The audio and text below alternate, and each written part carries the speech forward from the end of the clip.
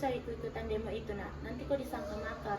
Bukan aku yang makar ibu, tapi mereka yang duduk di atas sana merampok negara ini. Kamu tetap ke kampus, Aku harus berangkat karena situasi semakin memanas. tapi Raka, hidupmu masih panjang, jangan korbankan semuanya demi politik. Justru hidupku masih panjang, aku nggak mau hidup di negara yang dikendalikan oleh kronik-kronik korup. Jika semuanya diam, siapa yang mengingatkan para penguasa?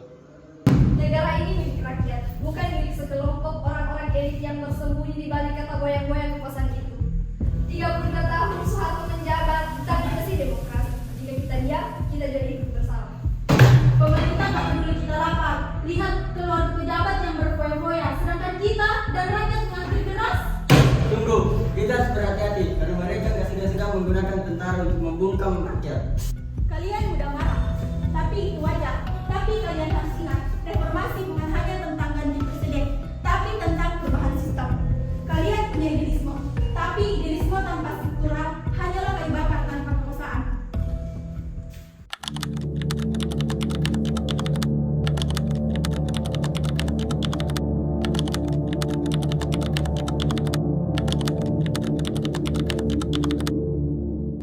Ini bukannya nama, ini nyawa mereka tidak boleh dilupakan. Tapi Mas Munir, kita bisa diserang kapan saja dan ini sensitif. Diam lebih berbahaya daripada berbicara. Kalau negara tidak dapat melindungi rakyat, maka rakyat akan melindungi sesamanya.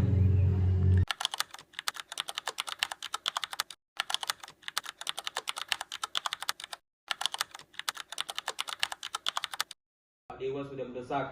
Kita lakukan reformasi sekarang juga. Dewan bukan Tuhan, ini negara saya, bukan negara mereka. Tapi demo semakin meluas, Pak. Banyak prajurit semakin bimbang. Banyak yang demo simpati kepada mahasiswa. Siapa jenderal yang mesti secawir? Kami tunduk, Pak. Tapi rakyat semakin muak. Muak. Apakah mereka lupa siapa saya? Dan apakah mereka lupa siapa yang memberikan dia makanan? Dan apakah dia lupa siapa yang memberikan dia pendidikan? Tapi Pak, semua rakyat kelaparan dan itu semua juga karena Bapak. Pak, kita tidak bisa terus-terusan diam seperti ini. Mereka di sana menangis kelaparan dan merasa dikhianati. Kalian semua pengecut.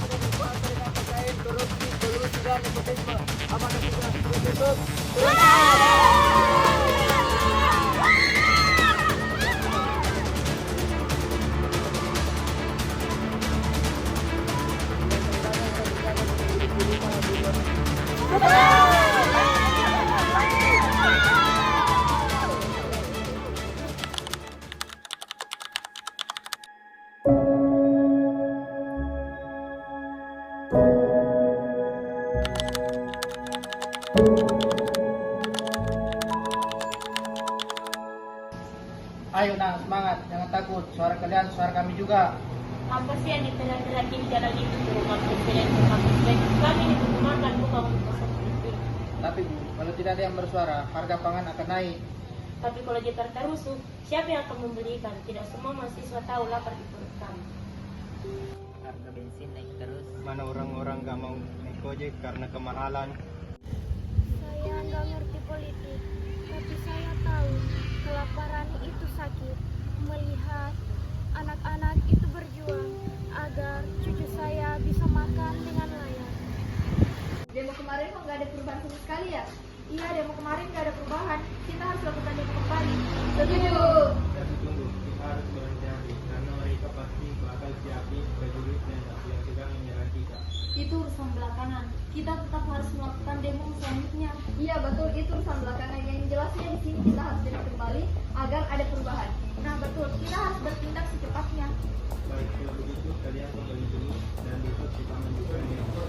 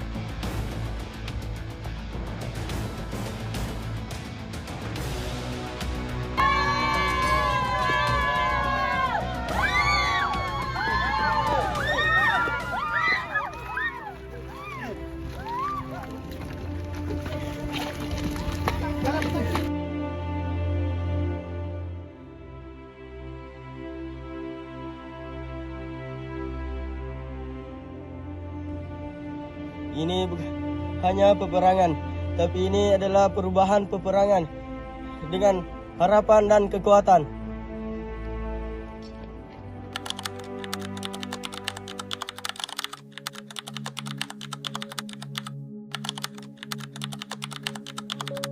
Demonstrasi sudah menyebar ke semua kota, Pak. Militer sudah terpecah, rakyat tidak lagi takut. Saya tak menyangka saya akan meninggalkan jabatan saya dalam keadaan seperti ini. Tetapi jika saya tetap bertahan, negara ini akan hancur. Bangsa itu harapan Pak. Siapkan pidato pengunduran diri.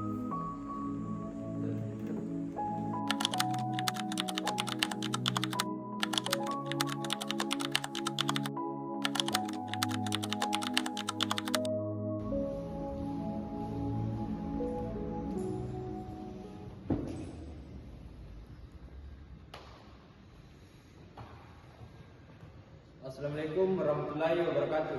Selamat siang saudara-saudara sebangsa dan setanah air. Sejak beberapa waktu terakhir ini, saya melihat dengan cermat perkembangan situasi nasional kita, terutama aspirasi rakyat untuk mengadakan reformasi di segala bidang kehidupan berbangsa dan bernegara.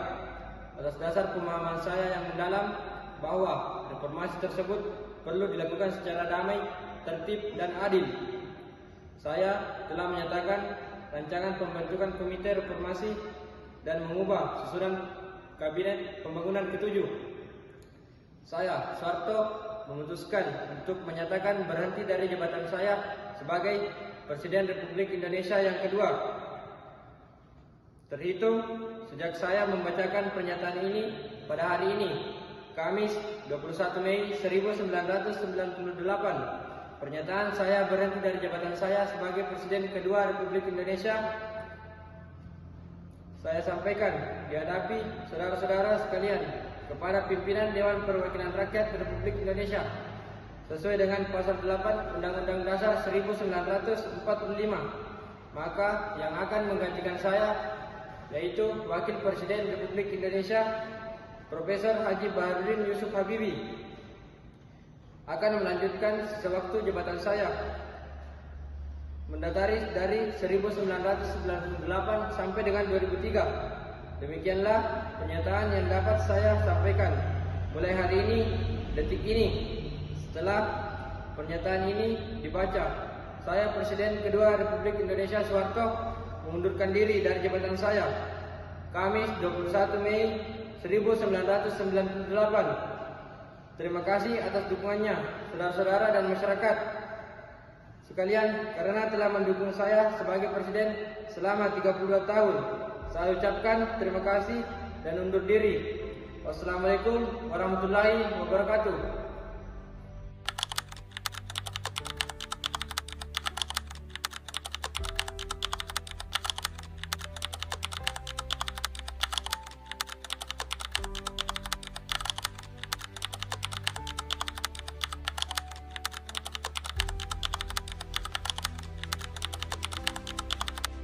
Kita berhasil, kita menang, Soeharto telah mundur. Ibu ikut senang, tapi karena hal ini kamu hampir kehilangan nyawa. Lebih baik kehilangan nyawa daripada kehilangan harapan di bangsa ini. Kalau hanya nyawa semua kupertaruhkan demi bangsa ini. Waktu Orde Baru memang keras, kita tenang, kita aman. Lihat sekarang, banyak anak muda yang pada demo. Ekonomi hancur, apa ini yang disebut perubahan? Dulu tenang karena semua mengingat. Iya Bu, dan sekarang kita punya harapan. Walaupun kita harus berdarah, kalau bukan sekarang kapan Bu? Betul. Soeharto mundur, tapi sistem belum mati. Negara masih dikuasai militer. Tapi kita harus menjaga hak asasi manusia demi kebaikan negara ini. Tapi Mas Munir, kamu bisa dibunuh. Biarkan saya mati, asalkan suara saya hidup.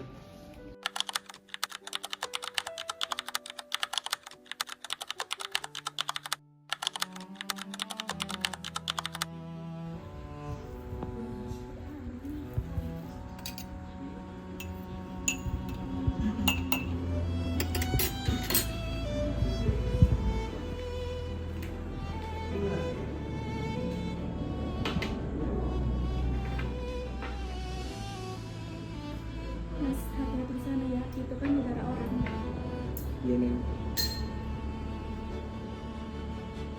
kembali dulu ya.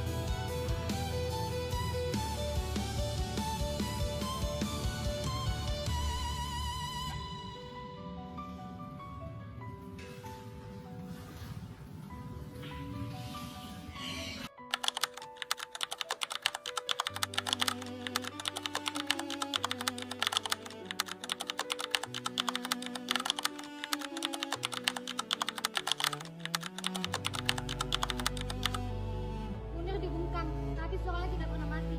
Kita berdiri di sini bukan untuk mengenang, tapi untuk menagih keadilan. Keadilan bukan milik slogan, dia perlu diperjuangkan. Perjuangkan! Perjuangkan! 7 September 2004, seorang pejuang hak asasi manusia telah menghembuskan napas terakhirnya jauh di atas langit Eropa. Tapi suaranya tidak cepat mati. Suara itu masih bergema di jalan ini. Anda mendampingi cukup lama, apa yang Anda rasakan? Saya seperti melihat diri lagi di mata mereka. Di keberanian dulu dia bilang, kita boleh dibungkam, tapi tidak dikalahkan. Dan lihat mereka hari ini untuk kemenangan. Apa kematiannya sudah mendapat keadilan? Belum, kita hanya diberikan serpihan kebenaran. Kami tidak akan berhenti hanya karena suara. Munir adalah warisan yang tak boleh hilang. Ibu setelah harus datang ke sini, apa yang dicari? Saya tidak mencari, saya ingin memberikan dan menjaga seorang Munir. Dia dulu bilang, kalau masih bicara, dia tetap bersuara. Sekarang giliran kita. Apa ibu percaya keadilan itu akan datang? Saya percaya selama masih ada yang berada di jalan ini, keadilan tidak datang dengan diam. Bunuh satu Munir, hidup 1000. Ini bukan amarah, ini janji. Janji bahwa keadilan tidak bisa dibunuh. Selagi masih ada yang bersuara, suara Munir akan tetap hidup. Majelis Mulia Hakim, izinkan saya menyampaikan pembelaan saya sebagai seorang pilot, sebagai seorang warga negara, sebagai seorang warga biasa. Saya memang ada di pesawat GA974 pada tanggal 6 September 2004. Tapi saya bukan pilot utama. Saya bukan orang yang diragukan di balik COVID membawa Panglima ke kematian. Saya hanya petugas yang diperintahkan oleh atasan saya dengan surat resmi dari Garuda. Banyak orang yang menuduh saya meracuni Munir, tapi saya bertanya kepada semua orang yang ada di sini, di mana bukti saya menyuapnya. Jika sistem bisa menuduh tanpa bukti, maka siapa yang akan dituduh di kursi ini?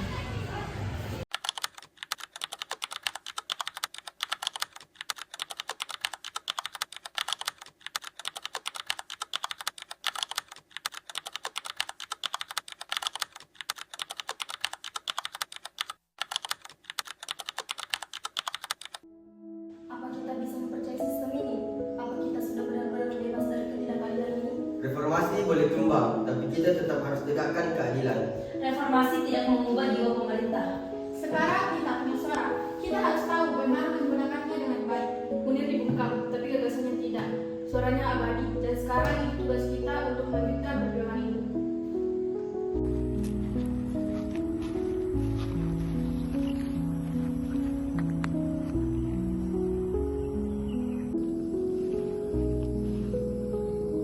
Kami juga merasakan luka yang mereka tinggalkan. Setiap nyawa yang mereka tinggalkan akan memberikan luka yang membara di dalam dada kita.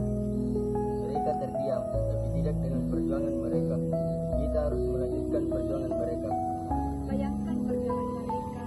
Mereka sudah tahu resikonya, tapi mereka tetap memilih untuk melanjutkan demi masa depan yang lebih cerah.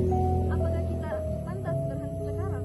Tidak, kita harus melanjutkan semangat mereka agar mengembalikan suara mereka yang terhenti.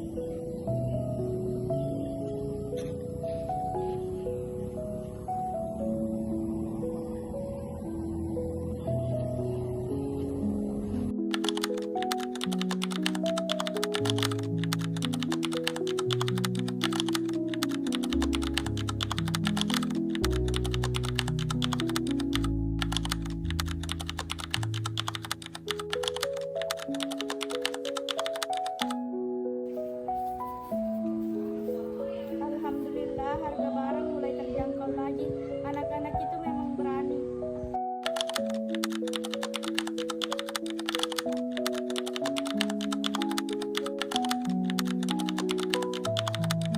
Reformasi ini sudah terjadi tapi belum ada perubahan untuk orang-orang kecil seperti kami. Kami masih berjuang walaupun sehat sudah jatuh. Kami masih berharap penuh tapi belum ada perubahan. Reformasi itu bukan soal jatuhnya presiden. Kami yang tiap hari berjuang di tengah jalan butuh perubahan yang nyata. Biaya semakin mencekik, gak ada perubahan untuk orang-orang seperti kami. Kalian lihat kan, yang kecil tetap terkecilkan. Mereka bilang ini sang kembali, tapi harga pangan ikan masih